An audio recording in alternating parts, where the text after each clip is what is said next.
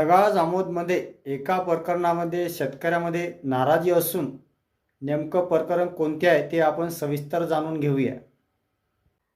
जळगाव जामोद परिसरात पद्मावती नदीवरील संरक्षक भिंतीच्या कामासंदर्भात काही स्थानिक शेतकरी आणि नागरिकांनी नाराजी व्यक्त केली आहे. नदीपलीकडील शेतीकडे ये जा करण्याच्या सुविधेबाबत प्रशासनाने सकारात्मक निर्णय घ्यावा अशी मागणी करण्यात आली आहे. या संदर्भात संबंधित विभाग आणि तहसील प्रशासनाला निवेदन सादर करण्यात आले असून प्रश्न न सुटल्यास लोकशाही मार्गाने आंदोलन करण्याचा इशारा देण्यात आला आहे. दरम्यान प्रशासनाची अधिकृत भूमिका समोर येणे अद्याप बाकी आहे.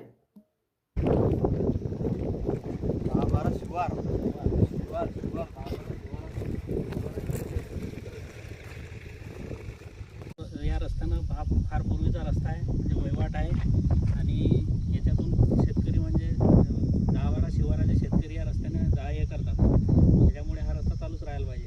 याला पर्यायी व्यवस्था दुसरी नाही आहे, कारण की ते जे नदीचं क्षेत्र आहे त्या नदीच्या क्षेत्रावर हे भिंत बांधल्या गेली नाही, त्या रस्त्यावर भिंत बांधली गेलेली आहे.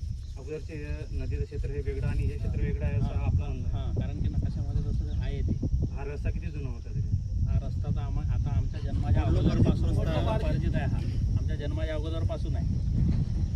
रस्त्याची कोणत्याही प्रकारची अशी नोंद नाही की बा या वर्षीपासून फार पूर्वीपासूनच. याबद्दल काय समाधान निघालंय याबद्दल? आज दिनांक 20/5/2026 रोजी एक चर्चासत्र आयोजित करण्यात आलं होतं. जळगाव जामोद शिवार येथे जीगाव प्रकल्प पुनर्वसन खामगाव यांच्यामार्फत 400 मीटर रुंदीची कॅबिन भिंत बांधण्यात आलेली आहे.